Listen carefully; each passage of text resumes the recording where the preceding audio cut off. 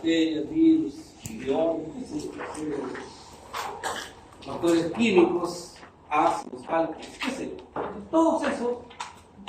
Todos esos factores lo que hacen es, claro, provocar en un primer momento reacciones, digamos, de acomodo, un poco reacciones de convivencia, reacciones de adaptación. Eso se llama.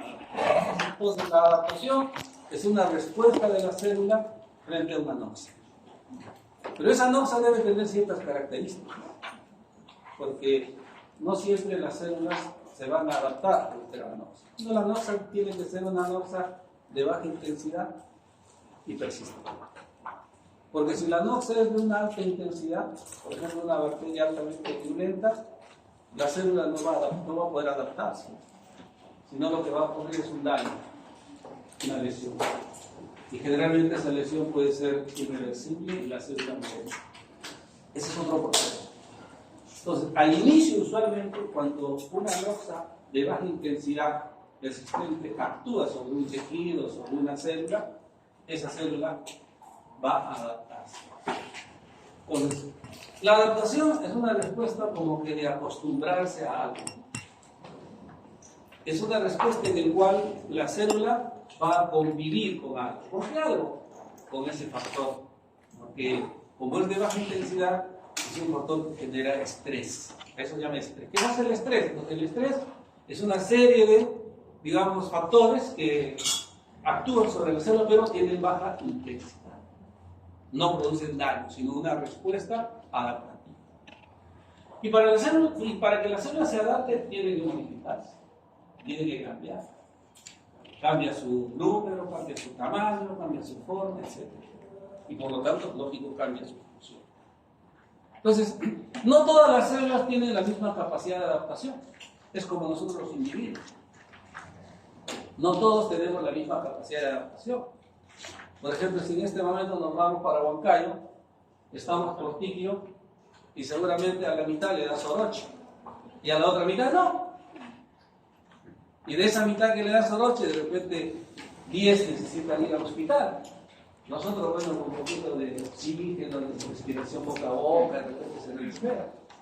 ¿Ve? Entonces, inclusive los individuos tenemos diferentes, digamos, reacciones frente a una noxa.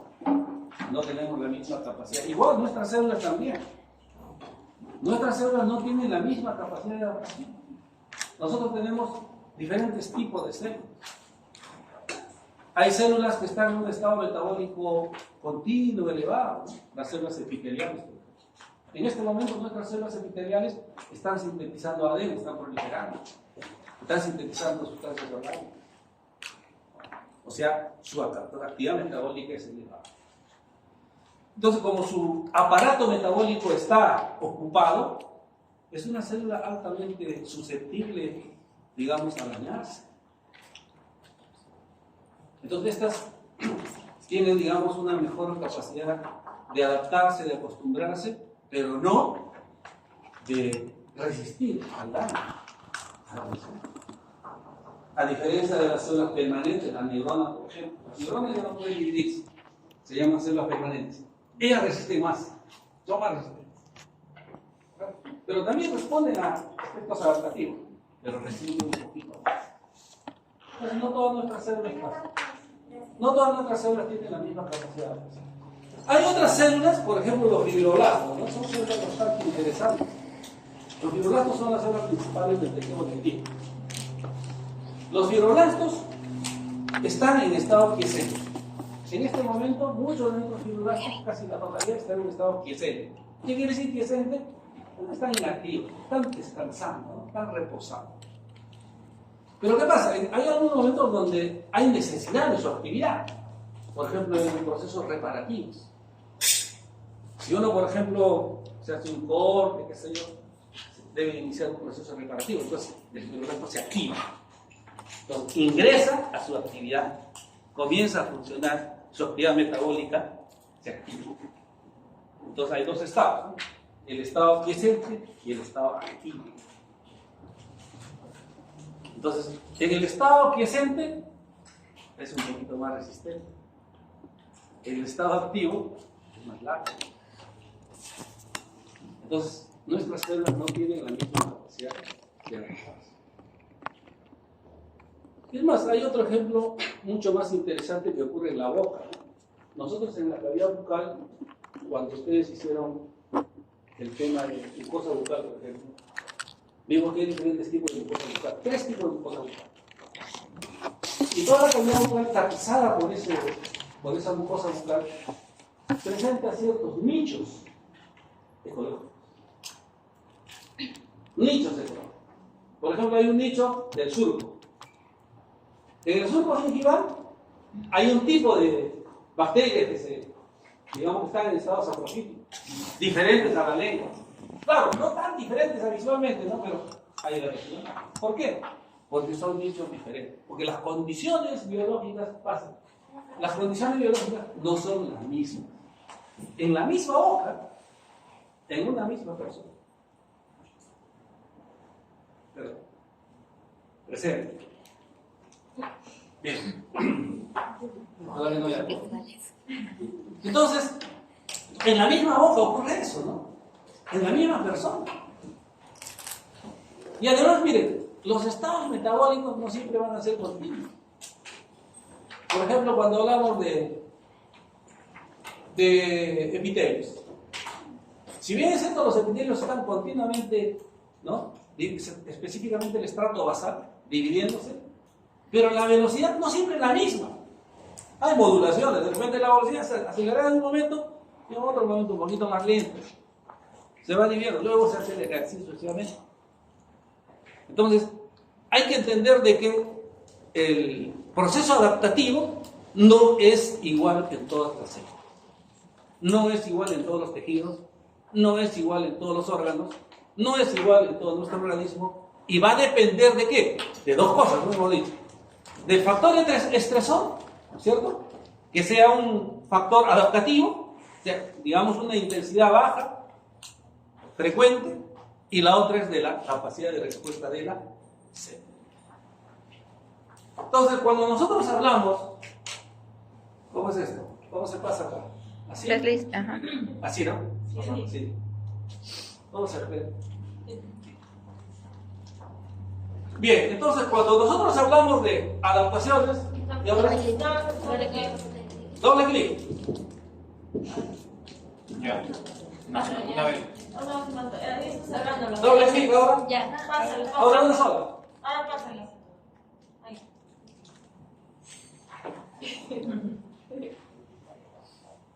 Las células.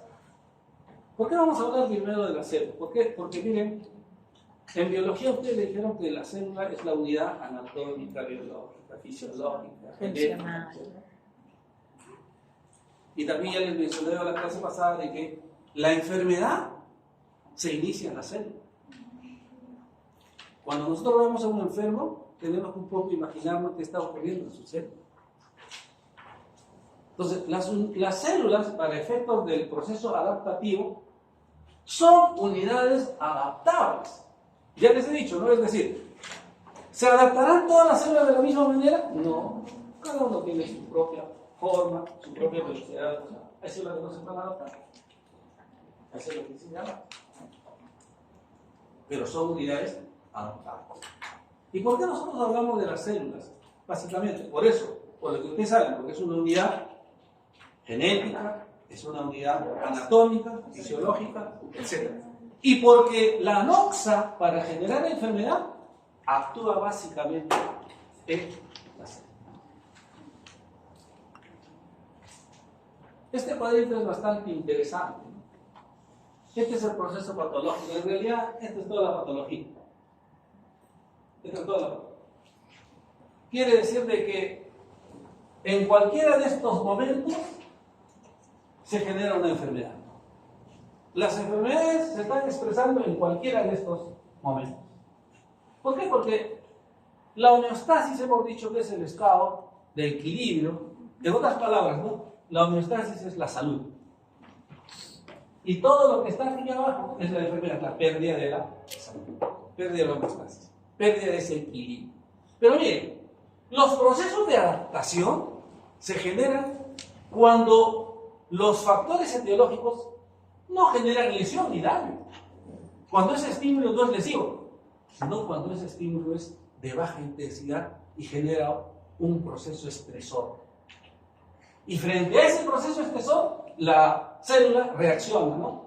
Acostumbrándose, acomodándose, conviviendo con ese medio estresor.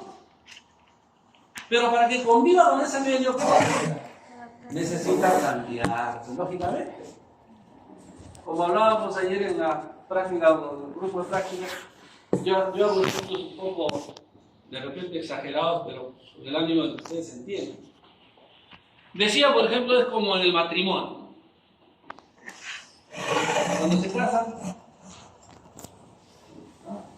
claro, antes del matrimonio todo es rico, todo es bonito, todo huele bien, ¿no es cierto?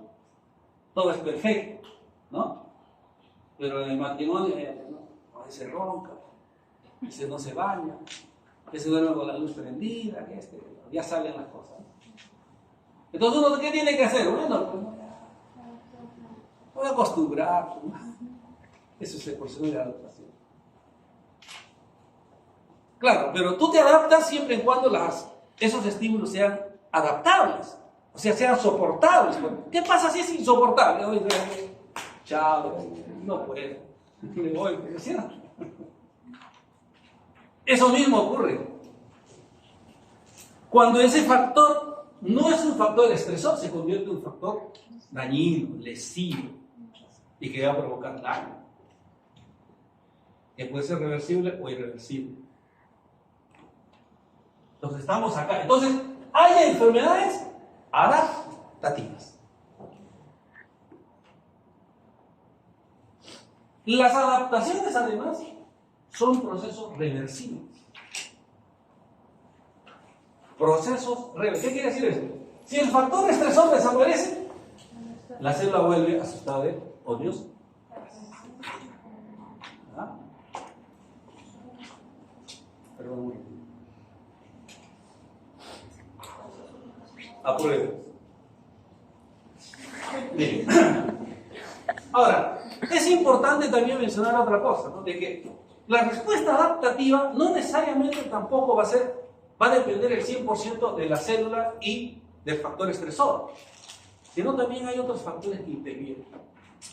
Hay otros factores que intervienen para que esa adaptación sea realizada de la mejor manera. ¿Cuáles son ellos? Bueno, ya les dije la naturaleza e intensidad de la noxa. Claro, ¿no? Es decir, no es igual, por ejemplo, que actúe una sustancia química, un ácido a un pH de 1 o un ácido a un pH de 5. Ambos van a producir seguramente hasta daño, lesión, qué sé yo. Pero el que tiene pH 1 es más dañino, ¿no? Más lesivo que el de pH 5. Quizás el de pH 5 va a generar adaptación, pero el otro generará daño. ¿Ok? Otra, el metabolismo celular, ya les dije, ¿no? Si una célula está en una actividad metabólica alta, es fácil de que se pueda dañar o fácil que pueda lesionarse. Fácil. El flujo sanguíneo.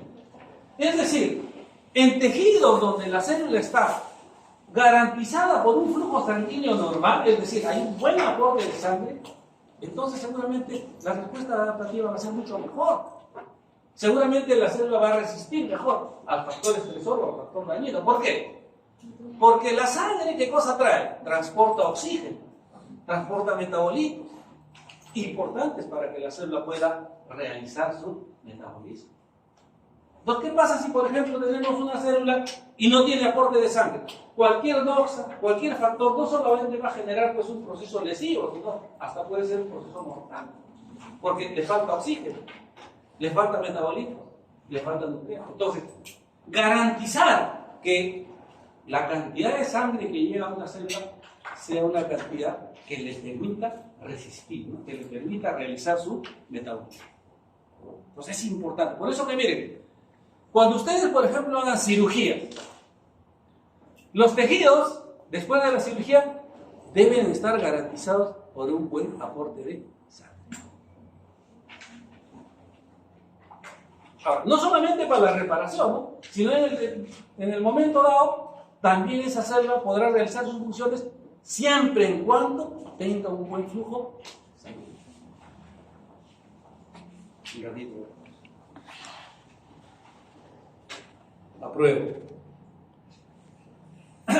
Bien, entonces, creo que cuando nosotros vemos este esquema es importante porque cuando hablamos de enfermedades adaptativas en boca, por ejemplo, en boca hay varias enfermedades adaptativas. Porque las adaptaciones son atrofias, ahora vamos a ver atrofia, hipertrofias, hiperplasia, metaplasia. Hay enfermedades atróficas, hay enfermedades hipertróficas, hay enfermedades hiperplásicas. Entonces, si la adaptación, si esas enfermedades adaptativas en boca han sido generadas por un estrés, y si nosotros retiramos ese estrés, las células regresarán a su estado original. Entonces, identificar, oye, esta es una enfermedad adaptativa. Será fácil de controlar el proceso estresor o el factor estresor, sin necesidad de hacer otra cosa. Por eso es importante, ¿qué cosa? El diagnóstico. Y esto es parte del conocimiento para realizar un buen diagnóstico. Ahora, cuando nosotros, digamos que observamos a una célula que se está adaptando, claro, la célula, como les he dicho, para que se adapte, sufre cambios. Si volvemos a la pareja, ¿no? Si por ejemplo, digamos que al esposo le gustaba dormir con luz prendida, bueno, pues la otra se acostumbrará, ¿no? No se ve. Ya, ¿qué voy a hacer? Si dormía de repente con los ojos mirando al foco apagado, de repente se pondrá pues un antifaz negrito, se tapará, se cuidará, cambio. Entonces tiene que generar un cambio. O sea, la respuesta adaptativa hace que la célula modifique algo. Pero esa modificación o esos cambios, ¿verdad?, están relacionados básicamente a su perfil metabólico y en algunos casos puede aumentar la actividad metabólica de las células. O sea, el proceso adaptativo puede hacer que la célula comience, por ejemplo, a sintetizar más sustancias, más proteínas, más colágeno, más. Aumenta su actividad celular. O si es una célula secretoria, para adaptarse de repente comienza a secretar más lo que secreta. O al revés, disminuye su actividad. Disminuye su actividad sintetizadora. Claro, pero esto dependerá del estímulo, ¿no? Porque hay estímulos que hacen que aumente la actividad. O sea, hay factores estresores que hacen que aumente la actividad. Y hay factores estresores que hacen que disminuya. Pero también la célula puede cambiar, puede alterar su forma. De tener una forma cúbica, se adapta y tiene una forma poliédrica. O viceversa. ¿Eso responde a qué? Responde a modificación de su perfil metabólico, de su crecimiento, de su capacidad de sintetizar proteínas, sustancias orgánicas y ADN, apruebo, etc.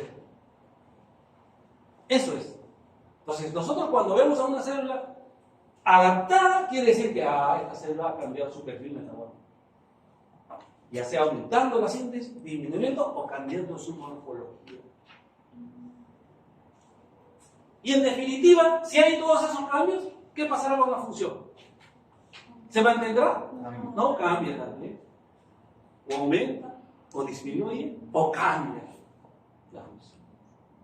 Entonces, esos cambios metabólicos no solamente son morfológicos, sino también son funcionales. Y no solamente son morfológicos de las células, si lo vemos así aislada, porque las células están formando tejidos, los tejidos órganos. Entonces nosotros podemos ver en el órgano, ¿no? De repente el órgano aumenta el tamaño, disminuye el tamaño, cambia de forma, aumenta su función, disminuye su función. Eso es importante que nosotros le damos un toque, ¿no?, Otro toque, no hay. No sé, la razón sí. Yo. Acá. No. Está fuerte. ¿Ah? Más fuerte.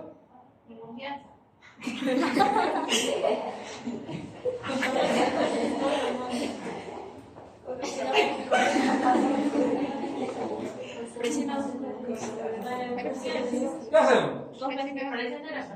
Presiona la pantalla. Ya. Ah, la flecha. Ya, mejor acá. Acá.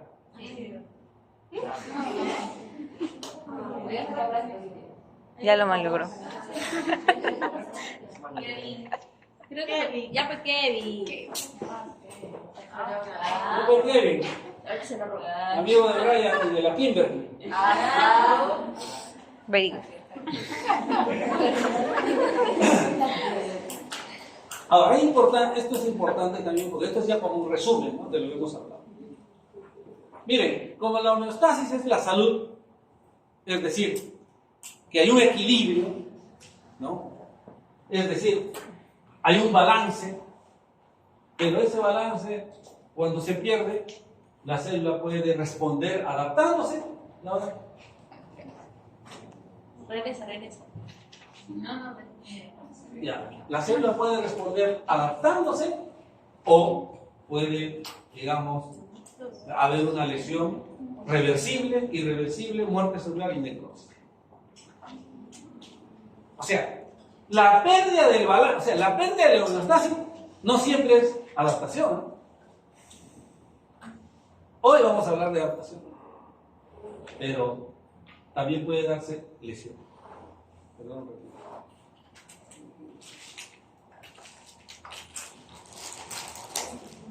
Apruebe.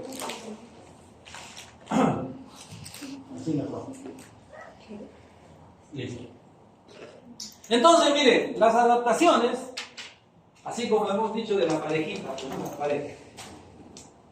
Si yo me adapto a mi parejita, o sea, digo, como yo lo quiero, lo amo, ¿qué voy a hacer? ¿Para qué me estoy adaptando? No me queda otra. No me queda otra. Eso es lo que pasa. Entonces, las células se adaptan ¿para qué? Para soportar ese estrés y para sobrevivir, para seguir cumpliendo su función de alguna manera, ¿no? Pero miren, las condiciones no son las mismas, han cambiado. El medio ha cambiado. Es un medio estresor. O sea que la respuesta adaptativa es una respuesta, ¿no?, de la célula para poder convivir con ese cambio. Esa es la característica de las adaptaciones. Y aquí está el cuadrito de las adaptaciones. Las adaptaciones pueden ser del tamaño de la célula, pueden ser del número de células, y las adaptaciones de la diferenciación celular. En el tamaño celular tenemos la atrofia, que es la atrofia simple, porque aquí hay otra atrofia de números que se llama la atrofia numérica. La atrofia simple, la atrofia numérica, donde hay reducción del tamaño. O sea, una célula tenía un tamaño, se somete al estrés, reduce su tamaño. Esa es una atrofia simple. O una célula que tenía un tamaño, aumenta su tamaño. Hipertrofia. Vamos a explicar cada una de ellas y vamos a ver qué es absolutamente. Las adaptaciones del número. Atrofia numérica. Es decir, una célula que tiene un tamaño se va achicando y desaparece. Entonces, un tejido que tenía 80 células tiene 20 células. Desaparecieron 60. Esa es una atrofia. Y la hiperplasia es lo contrario. Actividad proliferativa. Habían 2 células y luego aparecen 200 células, 800 células. Aumenta. Pero ya ustedes estarán dando cuenta, ¿no?, de que si hay una actividad reduccional, quiere decir que hay pérdida. ¿Verdad? ¿Pérdida de qué? De la función, pues. Pérdida de elementos celulares, pérdida de organelas, pérdida de. Y si hay aumento, hay ganancia. Aumento de. ¿No? Y ahora vamos a entender mucho más. Y las adaptaciones de la diferenciación celular es la metaplasia, que es el cambio de la forma de un tipo de célula a otro tipo de célula. Con una función determinada a otra función. Apruebo. Estas son entonces las adaptaciones que vamos a desarrollar.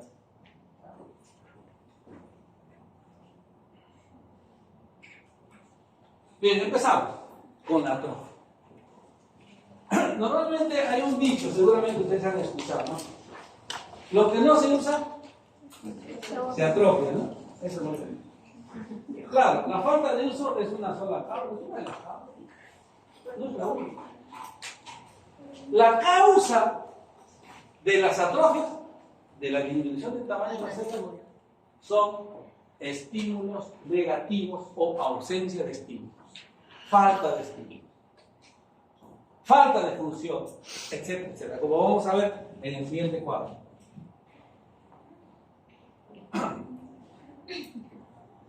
Cuando hablamos nosotros de adaptaciones, las adaptaciones no solamente responden a estímulos patológicos. O sea, los factores estresores no solamente son estímulos pues, físicos, químicos, biológicos que generan enfermedad, sino también las adaptaciones se dan por estímulos fisiológicos. Y este es uno de los casos. El envejecimiento no es una enfermedad. Y entonces en el envejecimiento ocurre atrofia fisiológica.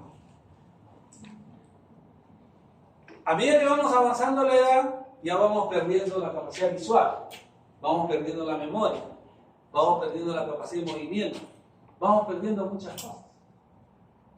Nos aparecen las arrugas, qué sé yo. Son muestras de atrofia, pero fisiológica, porque hay disminución de qué? De función, disminución de estímulo hormonal, disminución.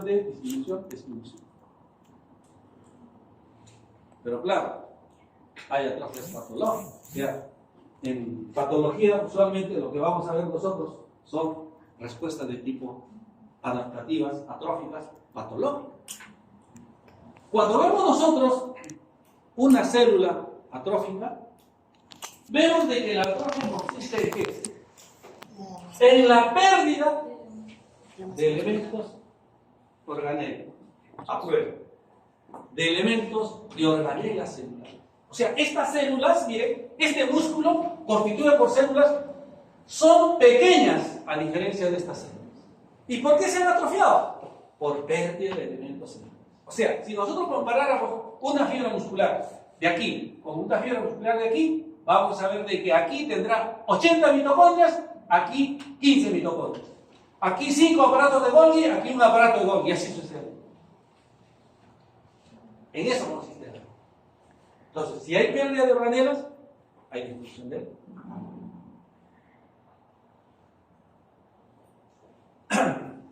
Ahora, cuando nosotros hablamos de atrofia, claro, la patológica, nosotros la podemos encontrar no solamente, pues, o sea, es decir, las atrofias se pueden dar en cualquier órgano, en cualquier tejido que esté sometido a un estímulo. Y cuando vemos nosotros, digamos, a gran aumento, como órgano, al órgano atrófico, no solamente va a reducir su tamaño, ¿no? Sino que nosotros vamos a ver que el órgano va a tener ciertos tejidos anómalos. Ya van a comenzar a estar presentes algunas acumulaciones de tejido, anormal o normal.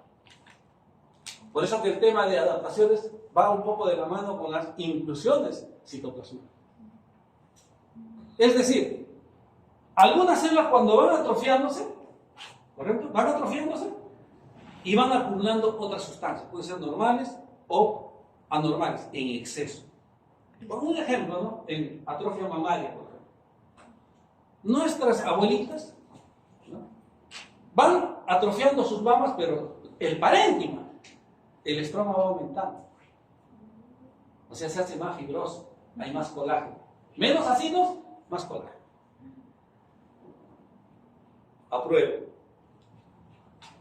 Entonces, ¿qué quiere decir esto? ¿No? Entonces, quiere decir que en los tejidos atróficos, ¿cierto? El parénquima, que está constituido por las células que determinan la función del tejido del órgano, disminuye. ¿Pero qué cosa puede aumentar? El estroma, el tejido fibroso, el tejido conectivo.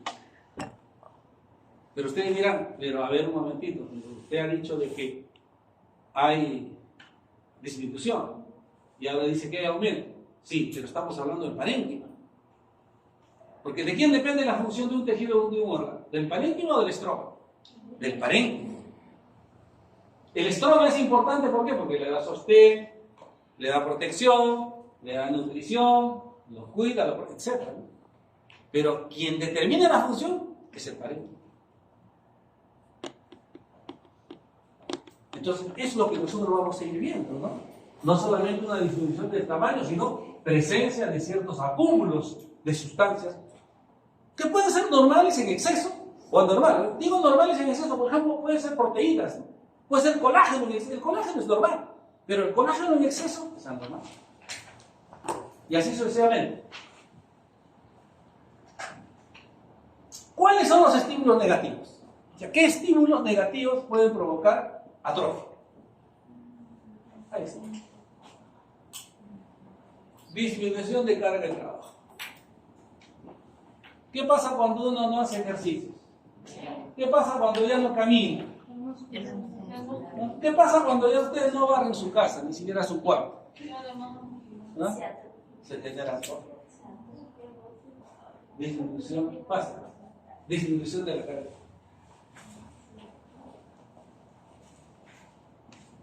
Apruebo. Pérdida de inervación. Para que yo me mueva, ¿funciona o no funciona el sistema nervioso? Sí. Claro, lo que en fisiología hicieron, ¿no? La generación de sus potenciales de acción. ¿Qué pasa si el nervio que va a transportar ese estímulo, por ejemplo, del cerebro al miembro inferior, sufre algún daño y ese potencial de acción no llega? ¿Se moverá? Un ejemplo claro de la poliomielitis. Los pacientes con poliomielitis, sus piernitas no tienen músculo, o no mueven, ¿no? Atrofia. También porque tienen parálisis de la mitad del cuerpo para abajo. ¿Perdón? Cuando tienen parálisis de la mitad del cuerpo para abajo. También. Cualquier tipo de parálisis. O sea, cualquier tipo de afectación del tejido nervioso que no permita el transporte del estímulo nervioso. Eso es lo que pasa. Isquemia. ¿Qué cosa es la isquemia? Es la disminución del riego sanguíneo. O sea, vamos a imaginarnos que ustedes son células, ¿ya? Y por acá ingresa pues oxígeno para ustedes, oxígeno, de la sangre de oxígeno. ¿Qué pasa si yo, esta puerta, disminuye su diámetro? Va a tener menos. Va a haber menos oxígeno y lo que ella captaba, por decir, 10 moléculas de oxígeno, ahora le va a tocar solamente uno y así sucede. La isquemia es la disminución del riego, pero no solamente porque en la isquemia va a haber disminución de oxígeno, no, también porque la sangre, ¿qué cosa trae? ¿Solo oxígeno? No. Proteínas, nutrientes, metabolitos, electrolitos, todo lo que trae. Necesario para que la célula se mantenga funcionando. Entonces, si yo le voy a dar menos de eso, es como cuando, por ejemplo, ustedes, ¿no? A sus papás le dicen, papá, su papá le daba, por decir, 100 soles semanales. Pero llega un mes y le dicen, no, ya no te va a dar 100 soles, te va a dar 40 semanales. ¿Vas a hacer lo mismo que hacías con los hijos? ¿No es cierto? Lo mismo ocurre. Y entonces, a la isquemia, la célula que le va a faltar oxígeno, que no va a tener nutrientes, ¿no? Va a comenzar a atrofiar.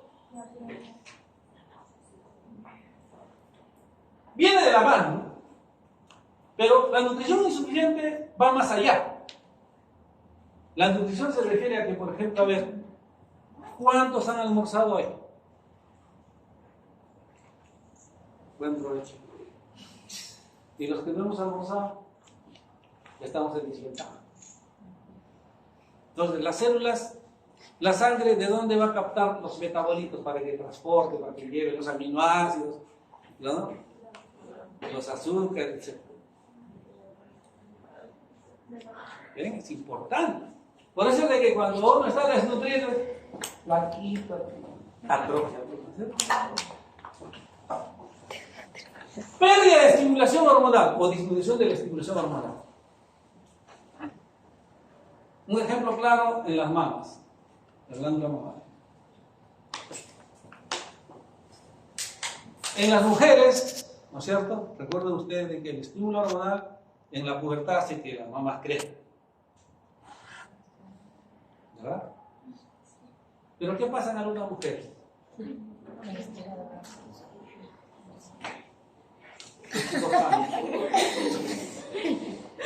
¿Cierto? Claro, ustedes estarán pensando, hay otros que tienen más grandes. Claro, ese ya lo contrario, van a ser más caros. Esa es la hipertrofia. O sea, así como hay falta de estímulo, en algunas mujeres hay sobreestímulo. El envejecimiento. El envejecimiento. ¿Pero por qué le hizo completo? Son de los telómeros.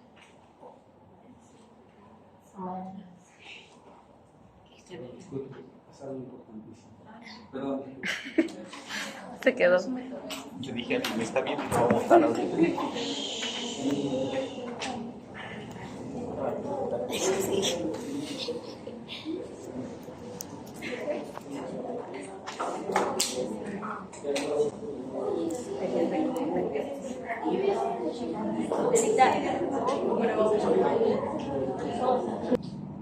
Nosotros los viejitos no somos.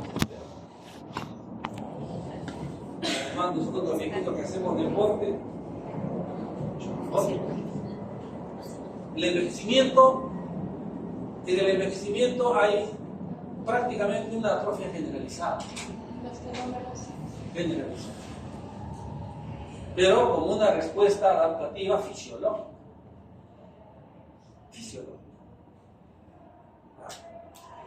La compresión, que tiene que ver lógicamente con la interacción de la fuerza física sobre arterias y sobre nervios. Entonces, si yo comprimo una arteria, ¿no es cierto? Va a pasar menos sangre, menos oxígeno. Y eso genera dolor. Lo mismo, si yo comprimo un nervio, puedo de alguna manera, digamos, interceptar el pasaje del potencial de acción, el transporte de este impulso. Entonces, la compresión, la obstrucción del flujo sanguíneo. Hemos dicho que si este fuese una arteria, yo disminuyo el calibre, se genera una isquemia, ¿no? La disminución del calibre. ¿Qué pasa si yo cierro totalmente la arteria? Cierro. No hay oxígeno, no hay nada. Obstrucción. Hay muchas enfermedades obstructivas que obstruyen, que obliteran el transporte del flujo sanguíneo y generan o son causa de. Esta es una imagen histológica bastante interesante. Y yo sé que ustedes ya están viendo, porque esto es músculo estriado, esqueleto. El músculo esqueleto. Corte transversal. Es el mismo músculo. ¿Sí? Pero ya se han dado cuenta, ¿no? Este es normal y esto atrofia. Este es el normal y este es el atrofia. Pues hay una disminución del.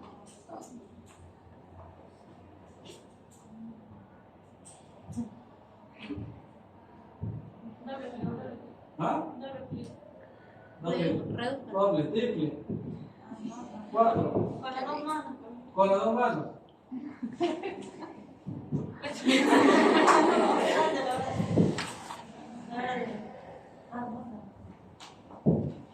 Ahí está. Hay un tipo de atrofia bastante peculiar, bastante particular en los ancianos, producida por el envejecimiento, donde se expresa en todos los órganos, pero usualmente más visible en la piel, con una manchita. Esa es una atrofia simple, pero en la cual hay acúmulo de pigmento, de lipofucsina.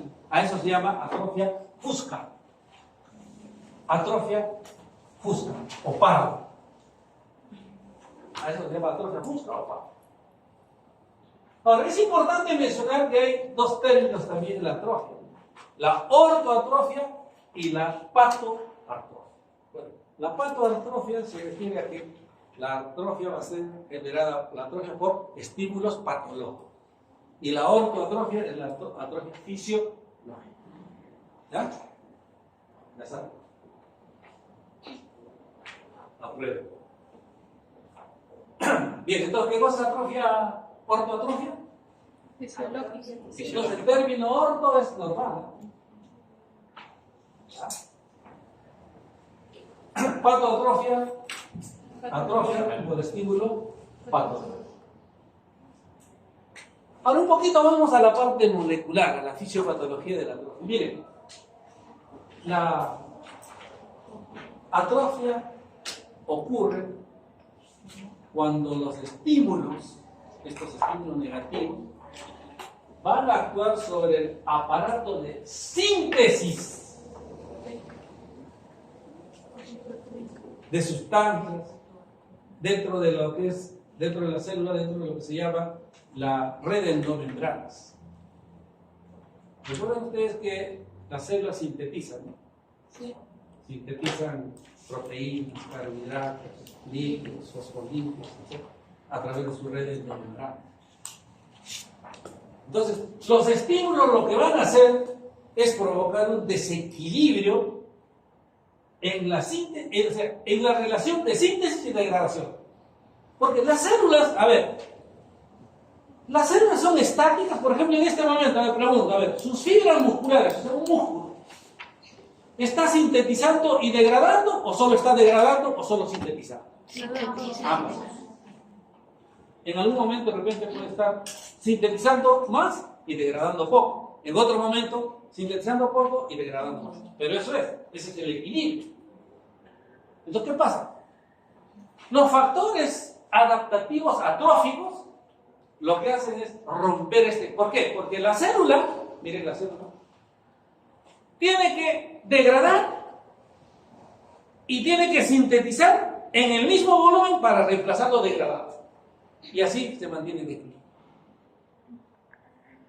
Pero ¿qué pasa en una célula atrófica? El estímulo estresor lo que hace es de que acelera la degradación y disminuye la velocidad de síntesis.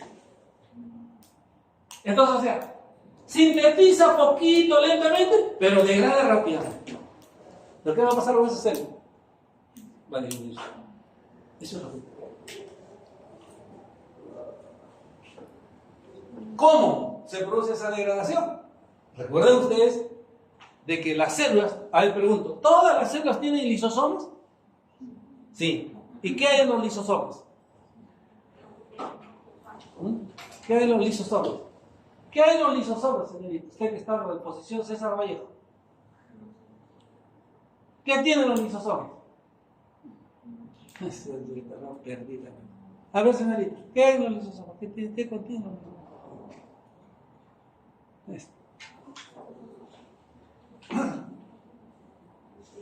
¿Para qué contiene los lisosomas? ¿Quién no?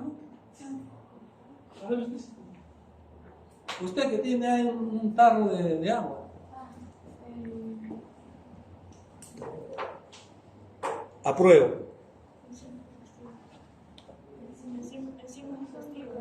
¿Cómo?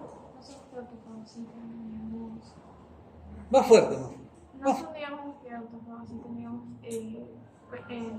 construcciones de proteínas, o sea, enzimas. Claro, pues enzimas, hijo, ¿sí o no? Enzimas. No enzimas con C, sino con Z, enzimas. Hidrolasas ácidas, alcalinas, mieloperoxidadas, lo que sea. Ahora pregunto yo, una de sus células, vamos a hablar de cualquier célula, un hepatocito tuyo, que hace un mes, ¿no?, tenía su constituyentes. Ahora, ¿esos mismos constituyentes siguen manteniéndose en este momento o han cambiado? Han cambiado. Hay un continuo de cambio. Nada es estático. Bien, a ver, ¿ustedes se acuerdan del modelo del mosaico construido en la membrana citoplasmática? Sí. ¿No? La membrana citoplasmática, estamos viendo las proteínas, los fosfolípidos, las proteínas integrales, las proteínas extrínsecas, etcétera, están en movimiento, están en un continuo recambio. Algunos fosfolípidos se metabolizan, nuevamente se forman, son reemplazados. Es así. ¿Ustedes qué creen, que la célula es ociosa? Iba a decir como nosotros, ¿no? La célula está activa. Y si es una célula metabólicamente activa, mucho más todavía. Porque está sintetizando, ¿no?, para reemplazar sus propios elementos y para producir lo que tiene que producir, ¿no? Entonces hay una actividad. Ahora, esa misma célula genera su propio recambio. O sea, ese recambio, esa degradación no va a ser provocada por algo, no. Es controlada ya, per se, genéticamente. Entonces, la propia célula ve que ya cumplió su, ¿no?, digamos, su función, el carbohidrato, etcétera, y listo. ¿Cómo se llama ese proceso en el cual los propios elementos celulares van a eliminar sus propios elementos degradados? Autofagia. Autofagia. O sea, ustedes dirán, ¿qué? La célula se come sola.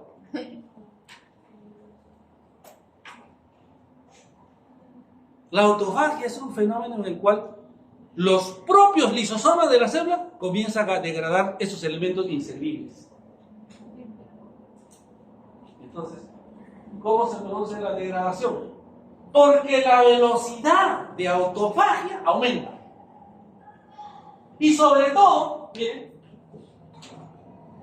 las proteínas. Va a terminar. Muchas gracias, buenas tardes. Listo, ahora sí. Bien, entonces, ¿por qué las proteínas? O sea, ¿por qué? ¿Y por qué no he puesto acá carbohidratos, lípidos? Son la base. ¿Por qué son la base? ¿Son la base de qué? Porque son las moléculas orgánicas más importantes. ¿El código genético qué codifica? ¿Ah? Aminoácidos para... Aminoácidos. Y los aminoácidos son las unidades monoméricas de las proteínas. 60% de las células es proteína, estructural y funcional. Entonces, ¿qué va a pasar en la autofagia? En la autofagia se activan los lisosomas ricos en proteasas y aceleran la autofagia de las proteínas. Hay una vía interesantísima de esta degradación que inclusive se produce en los fenómenos de muerte programada, de apoptosis, que es la vía de la ubiquitina proteosoma. Es un tipo de, digamos, aceleración de la degradación de las proteínas, ¿no? Es decir, la ubiquitina es otra proteína. Bien, la ubiquitina, ¿saben cómo actúa? Vamos a imaginar que ustedes son las proteínas de una célula. Y vamos a imaginarnos de que esta proteína y esa proteína, ¿no?, están para ser eliminadas. ¿Ya? Yo voy a actuar como ubiquitina, pues ubicuo de ubicación. Yo como proteína ubiquitina, ¿saben qué hago? Estoy por acá. Lo identifico. Y lo llevo. ¿Dónde lo llevo? Al proteosoma. Para que no. Sí, igual me voy para allá, ¿no? ubiquitina, ese es el sistema de la vía de la ubiquitina proteasoma.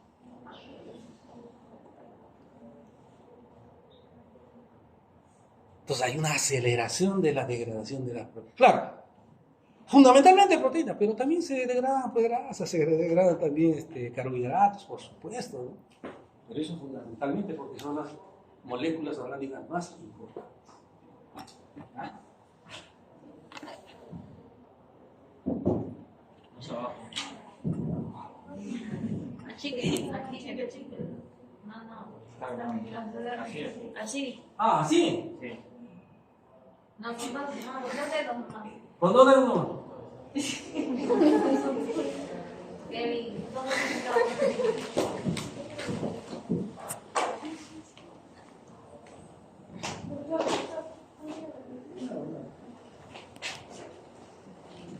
Hacker.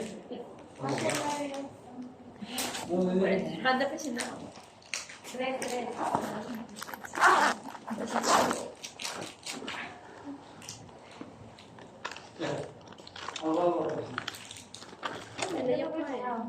Ya está.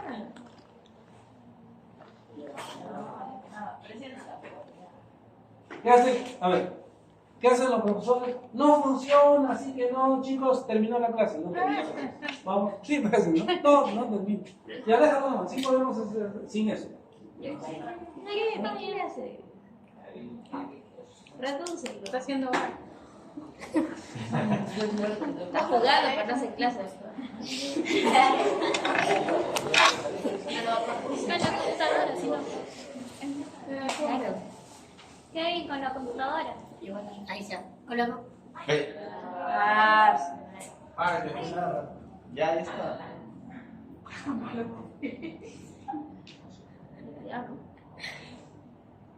Ah, ya fue. Acá, pero una computadora. Ya está. ¿Quién dijo con la computadora? ¿Quién dijo? ¿Tú? ¿Quién dijo con la computadora? Hay una chica que dijo. ¿Quién dijo con la computadora? Aplausos. Estamos sufriendo acá. Gracias.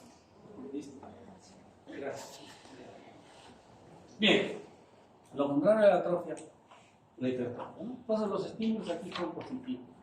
Entonces, quiere decir en la hipertrofia, miren, ya ustedes están dando cuenta, ¿no? A ver, si la hipertrofia es lo contrario de la atrofia, entonces los estímulos son positivos.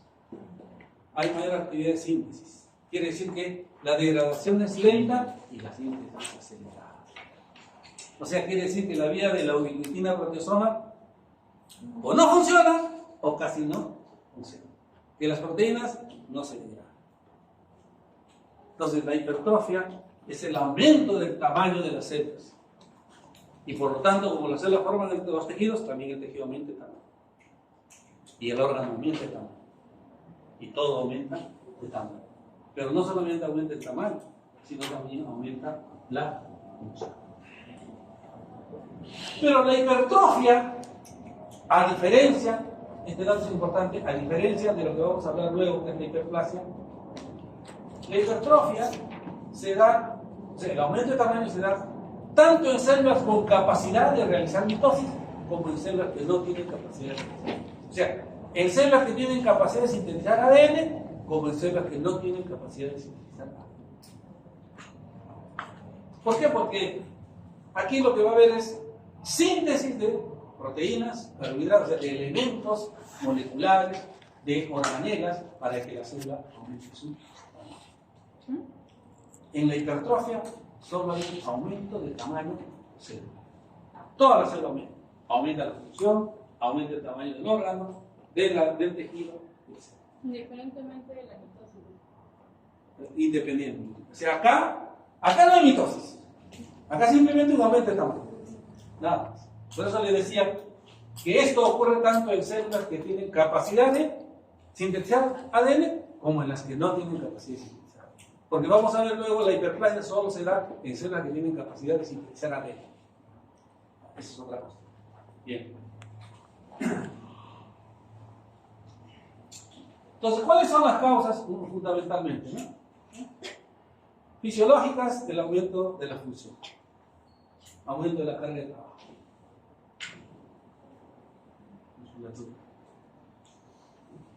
Fisiológico, pero también puede ser patológico. Los anabólicos, eso que le llaman la pichicata. Ese es un estímulo patológico. La estimulación hormonal en las mamas. La grandota.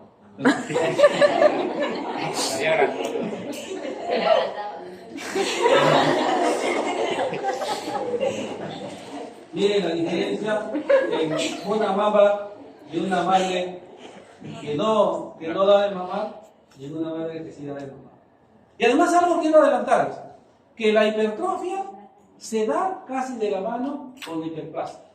Son como primas hermanas. No solamente cuando hay estímulos fisiológicos, sino también cuando hay estímulos patológicos. Por ejemplo, en práctica nosotros vamos a ver la lámina de hiperplasia prostática.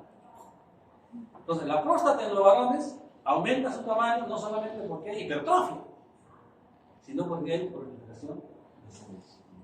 Entonces, usualmente en estos tejidos que aumentan el tamaño, que tienen capacidad lógicamente de proliferar, hay hipertrofia e hiperplasia, pero la hipertrofia solo es el aumento del tamaño de las células. Nada más. Otro ejemplo, en el útero de las embarazadas. Entonces, en el embarazo, la musculatura uterina tiene que ir creciendo, aumentando. Y ese aumento del tamaño se da por aumento del tamaño de las células y otras también por orden. Pero en este caso estamos refiriéndonos solo a la hipertrofia.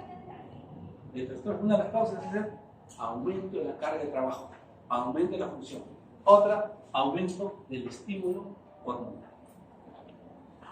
O sea que hay hormonas que estimulan a la síntesis. La síntesis de elementos prácticamente celulares. Si hemos dicho en la atrofia y disminución de organelas, en la hipertrofia, ¿qué cosa hay? Aumento de organelas. Más ribosomas, más aparato, más mitocondrias, más membranas apoptosas. Es un ejemplo bastante interesante. Qué bonita imagen. ¿No les parece bonita esa imagen? Buenas tardes.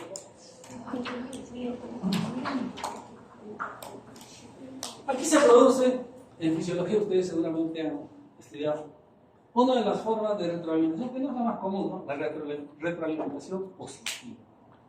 Entonces, hay un estímulo, ¿no?, de succión. Cuando el niño mama más, ¿no?, hay más estímulo. Hay más estímulo, ¿no es cierto? Hay más estímulo. Y entonces hay un círculo vicioso, no, sino beneficioso, ¿correcto?, que va a ir al sistema nervioso para que estimule la producción de leche. Cuanto más lacte el niño, más producción de leche. Esa es una retroalimentación positiva. ¿Y qué es lo que va a producir en la mama de la mujer? Hipertrofia. Aumento del tamaño de su mama por aumento del tamaño de las células secretorias. No de los ductos galactóforos, sino de las células secretorias.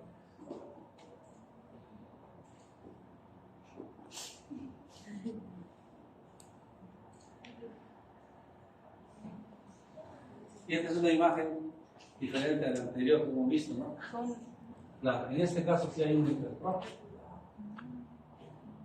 El ejercicio, la actividad.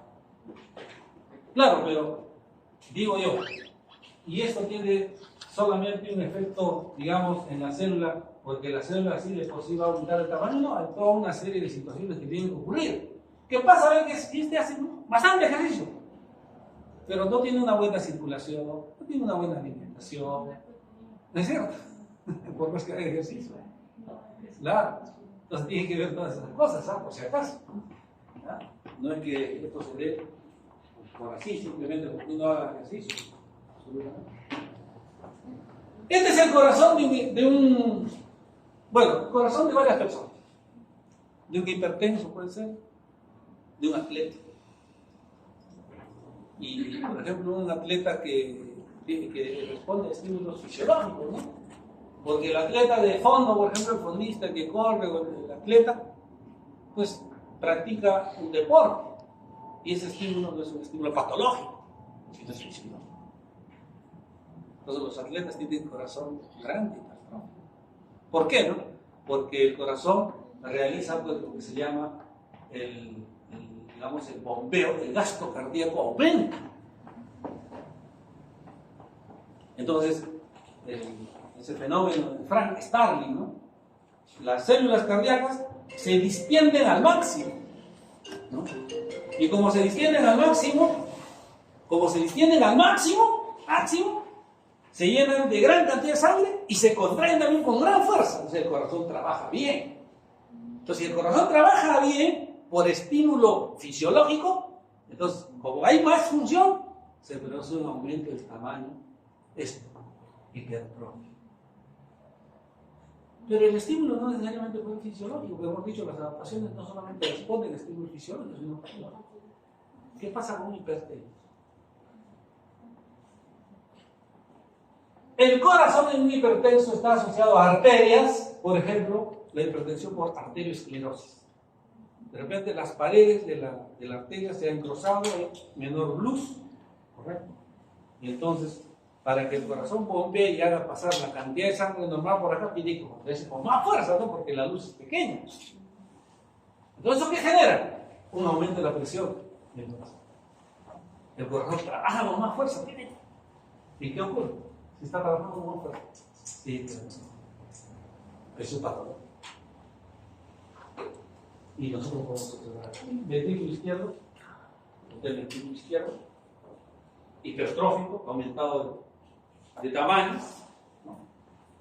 De grosor, y miren el ventrículo delgadito, miren. ¿Fíjense? Es el corazón de un hipertenso, ¿no? O el corazón de un atleta. Pero la diferencia es que están.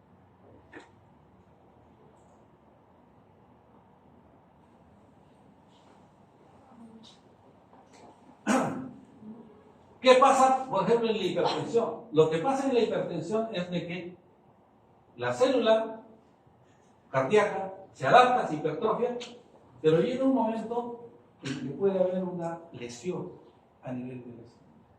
Lo que no ocurre con el estímulo fisiológico. El estímulo fisiológico es controlado, es terrible, y puede llevar a la muerte celular. Esto es en la hipertrofia hepática, en el corazón.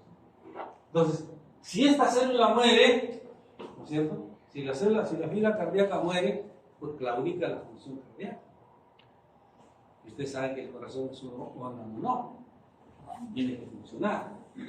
Puede dejar de funcionar un grupo de células, una célula, 10 células, 20 células, o un grupo de células. La manifestación clínica ya dependerá de eso, ¿no?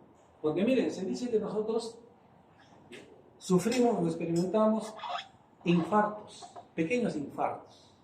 O sea, que hay una célula o dos células, un grupito de células que sufre esto en nuestro corazón. Claro, de algunas personas. Y a veces eso, digamos, no es desde el punto de vista clínico de importancia. Será de importancia cuando de repente ya una zona mucho más amplia, ¿no? Una gran cantidad de células ya sufran esto. Entonces, esto se traduce también clínicamente. Generalmente los que tenemos más edad vamos sintiendo a veces de repente ustedes pueden preguntar a sus papás, a sus abuelos, a veces unas molestias, ¿no? En el corazón esporádicas. Se dice que eso podría ser consecuencia de, ¿no? De lesiones de algunas fibras. Lo que no ocurre en el estímulo fisiológico. La otra adaptación es la hiperplasia. Y la hiperplasia sí es una adaptación numérica. Hay un aumento del número. Y para esto sí, la célula debe tener una condición. Y si no, no genera hiperplasia. Que la célula tenga capacidad de sintetizar ADN. Si no sintetizan, es decir, las células que generan hiperplasia solamente son células que proliferan, que realizan mitosis. Células permanentes ya no generan. Por ejemplo, las neuronas son células permanentes. Las neuronas ya no sirven hiperplasia. No hay hiperplasia neuronal. ¿Qué bueno fue esto? Solo las que tienen. Y en la hiperplasia va a haber incremento del número de células. Aumenta el número de células en un tejido normal.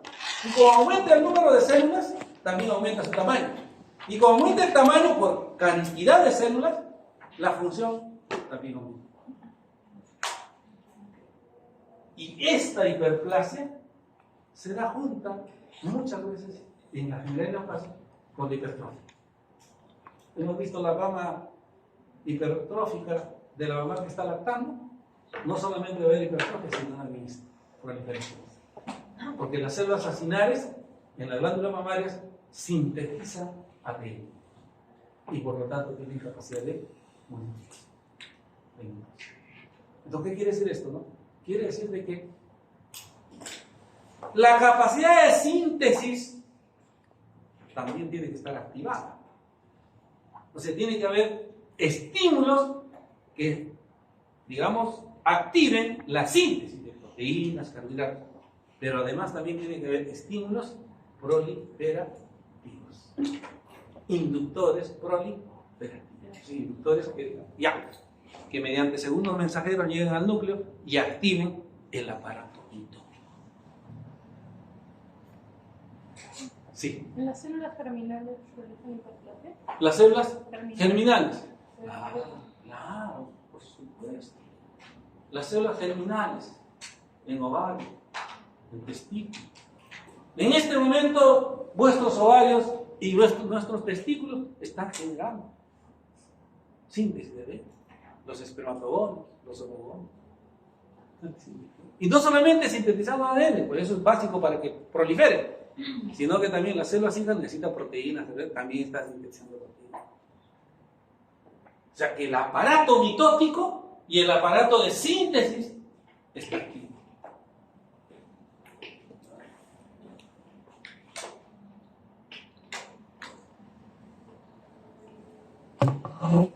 A ver, ¿qué es? ¿Qué es esto? Un bocadito chino. Es un útero.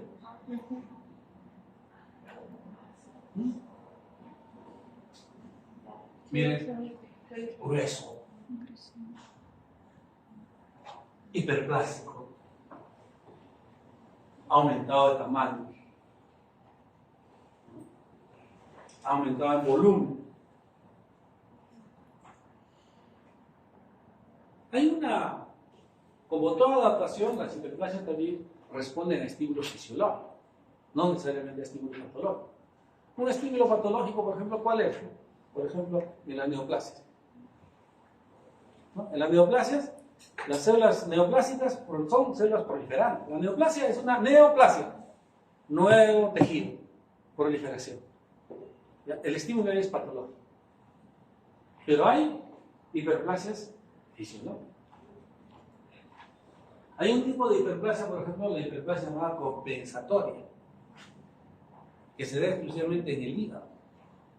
¿Qué pasa cuando nosotros perdemos un pedacito de hígado? Comienza a proliferar nuevamente, o sea, sí, hiperplasia, pero hasta compensar, hasta reemplazar solo lo perdido. Entonces se llama hiperplasia compensatoria. Y eso está hasta en la mitología griega, no sé si ustedes en la historia universal se acuerdan que había un personaje que estaba amarrado y venía un halcón, un águila, que se comía el hígado y al día siguiente otra vez. ¿Se acuerdan? Sí. Está basado en eso más o menos. ¿Por qué? Porque el hígado tiene esa característica, ¿no? De generar hiperplasia hasta compensar.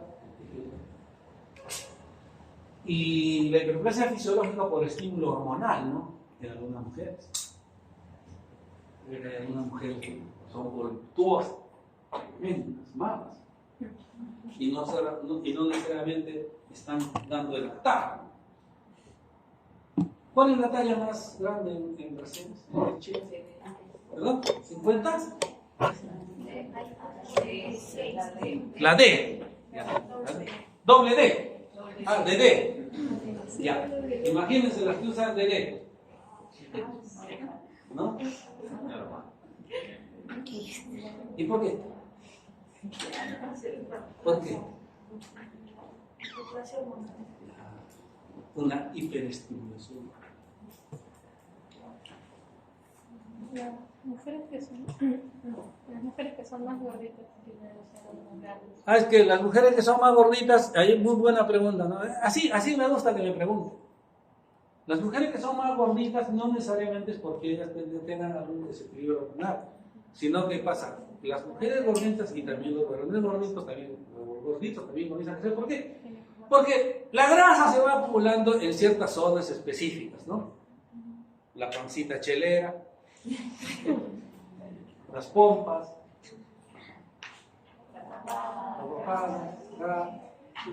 y también las palmas. Por eso que ustedes van a ver, miren, a algunos gorditos, ustedes lo ven algunos gorditos en la playa, ¿habrán visto? ¿No? Parece que tuviesen.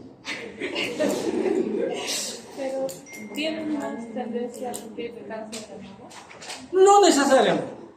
No necesariamente la tendencia a sufrir cáncer, sino tendencia a otro tipo de enfermedades. Por ejemplo, está bien relacionado a la COVID, los gorditos. ¿Por qué? Porque lo que pasa es que el tejido adiposo es un tejido que fácilmente se inflama y además genera inflamación. El cáncer tiene una predisposición genética, hereditaria, del riesgo. El cáncer no es hereditario, sino el riesgo. Aumenta. Y ese riesgo aumenta no necesariamente porque sean gorditos, ¿no? Sino de repente tus abuelos, etcétera, algún miembro de la familia, eso. Entonces, cuando nosotros hablamos de hiperplasia, ¿no? Hormonal. Entonces, en el caso que tiene mi compañera, no entra en ninguno de estos casos. ¿Qué cosa? Ajá, por La grasa. el La grasa. adiposo. El tejido adiposo. Muy bien. Lo que pasa que el aumento de tejido adiposo está dentro de un grupo que se llama inclusiones intracelulares.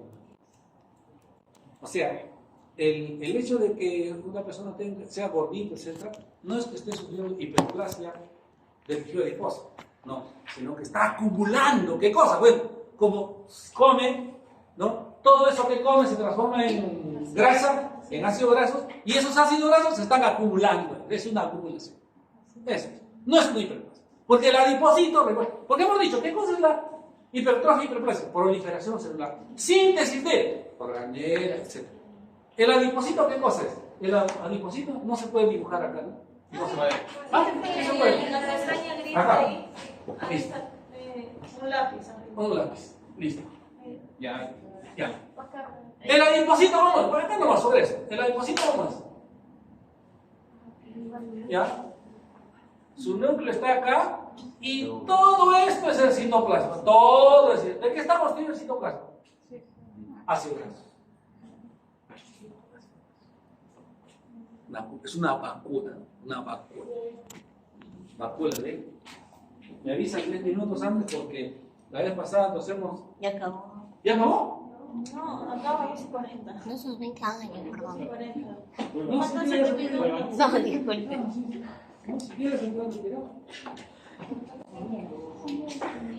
Bien. La pestaña. Ahí en Acá, ¿verdad? Ok. ahí en el tachito. Ahí, Encima de la izquierda. debajo de hiperplasia. Arriba del Acá. En el tacho, acá. Clean. Cerramos y listo. Muy bien. Ahora, cuando hablamos nosotros de hiperplasia patológica, también lógicamente hay estimulación hormonal que puede generar hiperplasia patológica. O sea que la proliferación no responda, digamos, a una condición fisiológica normal, sino anormal, un estímulo lesivo, dañino. Y es lo que ocurre en los varones. Es lo que nos ocurre en los varones. Dicen que el 95% de los varones, a partir de los 40, 25, esta, la hiperplasia nos va a costar. Andrógenos.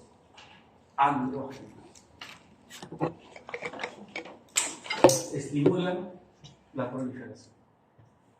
Y entonces, la próstata que tenía un tamañito de una pelota de ping-pong, crece pues un tamaño de una pelota de tenis. ¿No? Y al crecer, como hay una uretra prostática, entonces toda esa energía que prolifera comprime a la uretra prostática, lo comprime. Y como es un tubito ahí, se cierra. Y ya no se puede misionar. O se misiona o gota a gota. Y la orina se agota. Entonces ahí, ¿qué tiene que hacer? Una sonda. Sensible. Cuando quiere, ¿no? Cuando quiere es sensible. Y cuando no quiere. Entonces, ¿qué hay acá? Lo que hay acá es proliferación de cero. Pero no solamente proliferación de cero, por eso les he dicho, no solamente aquí hay hiperplasia, aquí también hay hipertrofia.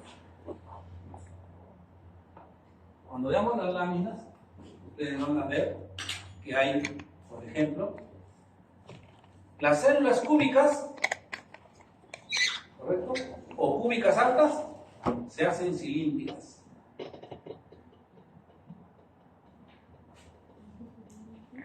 Esto es una hipertrofia. Las glándulas, que eran, por decir, ¿no?, unas cuantas, aumentan en cantidad. Hiperplasia. Este epitelio que era simple, en algunos casos se va a hacer un epitelio estratificado.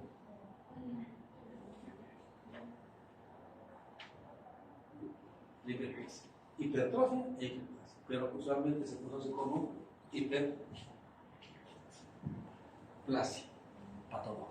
¿Por qué? ¿Por qué se dice hiperplasia prostática? ¿Por qué no hipertrofia? En algunos textos van a encontrar hiperplasia e hipertrofia, pero primero hiperplasia, porque lo que prevalece es la hiperplasia. Esta es una enfermedad proliferativa.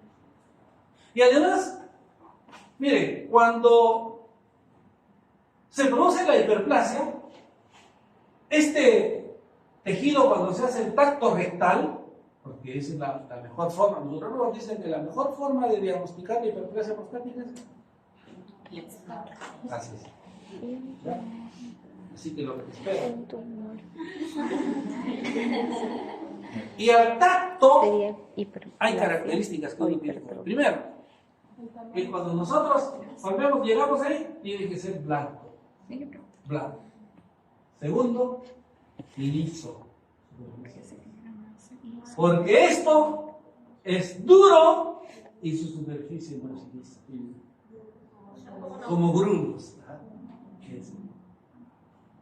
¿Por qué? Porque se generan calcificaciones. Los famosos cuerpos de Samoa, así se llama. Eso lo vamos a ver otra vez. Ahora, ¿y por qué se da esto? O sea, ¿por qué la hiperplasia? Porque se activan factores inductores proliferativos, los famosos factores de crecimiento. ¿Qué cosa es un factor de crecimiento?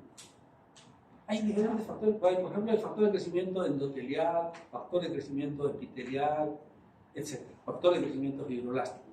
Imaginémonos que sea una célula epitelial, como por ejemplo próstata. Entonces, para que él prolifere, tiene que haber un inductor proliferario. Yo soy el factor de crecimiento epitelial. Yo voy aquí, hay un receptor en su membrana, se activan segundos mensajeros, se va al núcleo y se activa el aparato mitótico y esta célula sintetiza ADN y se divide en dos y así y así. Eso es lo que ocurre. Entonces tiene que haber una activación de este aparato micótico de estos factores de... Eso pasa en el caso, digamos, no recuerdo cómo se llama, pero hay niños que ya crecen aquí, pero digamos que ellos son más flexibles que nosotros, no recuerdo. No tiene, o sea, cuando nosotros estamos hablando de factores de crecimiento, estamos hablando de los factores que inducen a la mitosis de la célula. A la mitosis.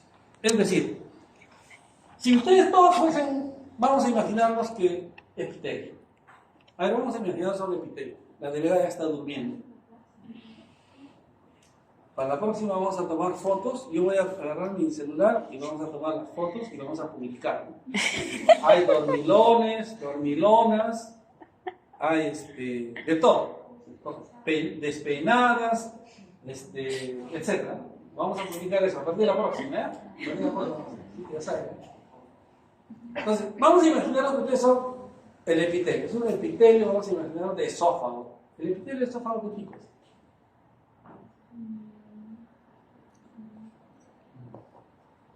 Hoy estratificado plano, no queremos.